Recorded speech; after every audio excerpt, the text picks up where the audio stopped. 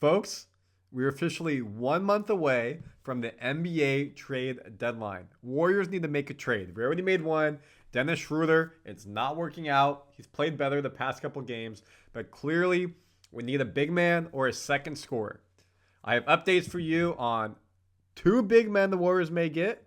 One from Washington, one from Utah. A third from Utah, more of a power forward. Jimmy Butler, we have an update on him. Warriors fans, I know we don't want him. Things are looking good. We're going to break that all down. How do the trade salaries work in a trade? Contracts working, extensions, who would go each way, all that in between. This is your trade update. If you're watching this Tuesday night or Wednesday, Tuesday night, Warriors are playing the Heat, said Heat. Hopefully we get the W. I'll have a breakdown video for you on that tomorrow. But right now, let's do a trade rumors for you. Randy Silver Warriors Digest, please like, please subscribe. Please comment your thoughts on everything we talk about. This is for you fans every day. So this is from NBA Today. I'm putting it here. I'm going to make it big in a second. NBA Today on ESPN. Let's dive into it. I'm hearing that the Warriors literally want to go bigger than Butler. And what I mean by that is they want an oversized, they want to make their team oversized. Right now we're undersized. So they're trying to get a big guy to go along Draymond Green. People on the list include Nikola Vucevic, who has probably been the top guy on the list. And folks, click right here. I broke down the video with him. I'm not going to do it on this video. I have a full breakdown on his salary, contract, who'd go each ways if it worked. Look at that video for that to save time on this video. Walker Kessler, John Collins of the Utah, Jonas Valančiūnas with the Wizards, Yusuf Nurkic.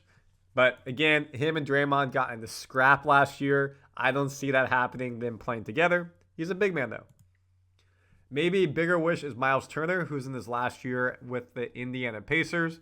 Warriors don't want to trade Kuminga or Wiggins. Right now, the Warriors seem much more interested in adding a big to go along Green with a team that than the shooting guard. Miles Turner, I think, would be the sickest.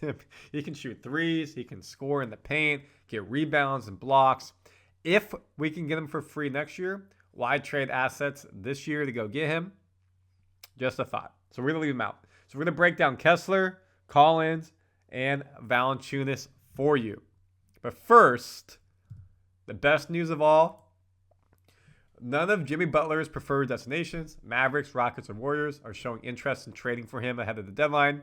The Suns, though, are the only team eagerly awaiting the chance to bring him aboard and reward him with a 2-year, $112 million contract. Folks, let me ask you this question at the camera. Say you wanted to quit your job, leave town, and go to a different job in the same industry. So say you're a sales manager and you work at Cisco, and you want to go be a sales manager at Oracle, and you're going from San Francisco to Denver. Quit your job and you get a pay raise? Seems far-fetched. And you're out of your prime? Life's good to be an athlete. I'm glad the Warriors are not doing that.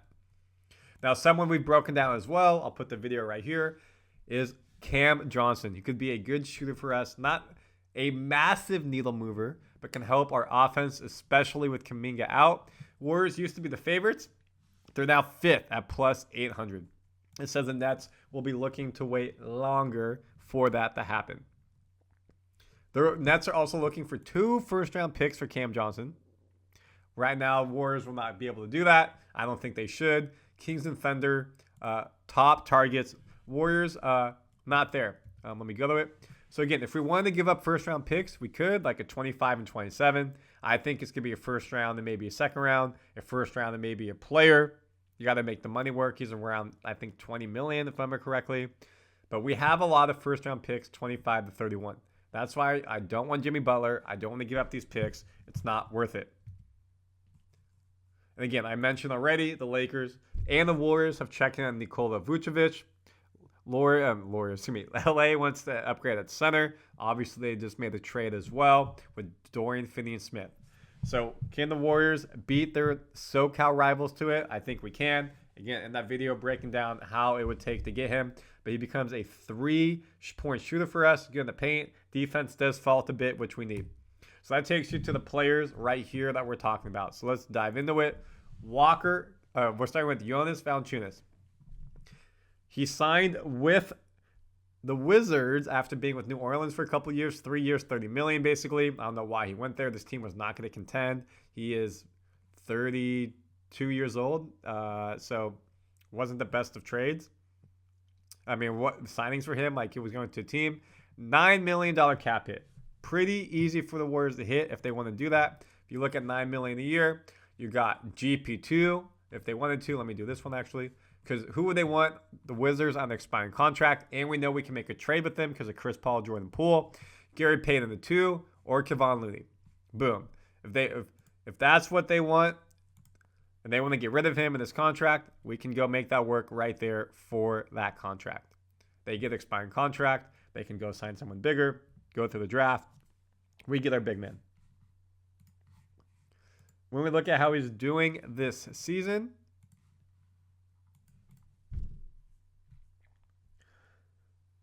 he's only started 7 games, played 33, averaging around his career average of 12 points a game, 1.8 turnovers. You look at his blocks, about 1 a game on average. Free throws, 90%. He's not shooting a lot of free throws a game, getting to the line basically once or twice a game. But 90% is pretty good. If you can get 80% with 4 or 5 a game, I like that. We look at the field goal percentage, 55%, right there around his average. Threes, he's not the three-point big man we want, but he's a guy in the paint, rim protection, blocking. A little bit thicker than Looney at 265 pounds, much thicker than Trayce Jackson-Davis. So if you want a prototypical big man, this is your guy. Now, John Collins, we know he's more of a power forward. Was with Atlanta and then went over to Utah in a trade. He's on a player option next year. So basically you could get him for at least a half a year. Maybe a year and a half if he opts in. $26 million. That's harder to get. Again, if you look at John Collins, he's 6'9". So he is a taller player, but he's not that needle mover per se at the center position. The $26 million, you could do him for Wiggins. They're not going to do that. And folks, I'm not saying they do that. But if you wanted to make something happen, then maybe you do Looney and GP2 for $18 million. And maybe they want a Kuminga. I don't think that trade's going to happen. I don't think it's worth it. But you have to probably nickel and dime. If you don't do Wiggins or Draymond, which you're not going to do, then it has to be 3 or 4 players. Expect that probably to be a 3-team trade or draft picks a part of that. You look at his stats this season. He started 18 games, played in 27, averaging 29 minutes a game. Very healthy average of minutes. 54% from the field. For his career, he's at 52, so right below, right in that lane. He's shooting 43% from 3, his highest of his career. And he's averaging about 1 to 3 a game, which is right on par. Helps out the Warriors a bit. 17 points a game, right there, basically 18 points a game. Second highest, third highest of his career. So he's having a pretty good season. Now, we see the center. No, it still means we play small ball. He's basically like Kyle Anderson, Draymond Green. They're all playing the same position. So probably not the right fit for what we need if we want a true big man. And that's where Walker Kessler comes in, another big man with Utah. Still young, not in his prime. You can see right now he's owed only $4 million. Pretty cheap.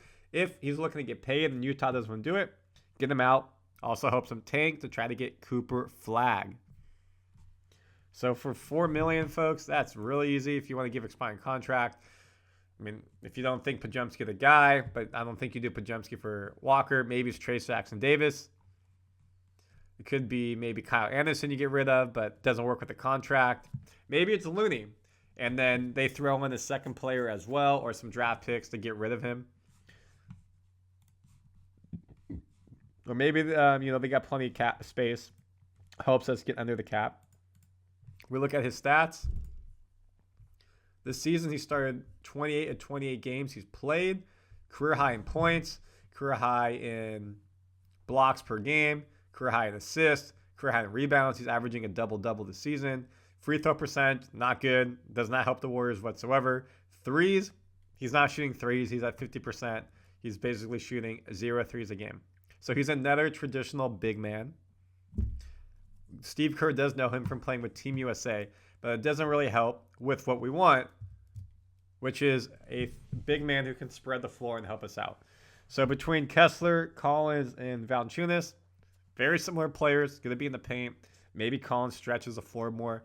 That's kind of a position we have. So it goes back to, I think the Warriors need Nikola Vucevic. Go check out that video and comment your thoughts. Let me know your thoughts on everything we talked about here. There's a player I did not name. Put it in there. We'll break it down on a future video. We're going to Silver, Warriors Digest. Warriors beat the Heat. Let's get it.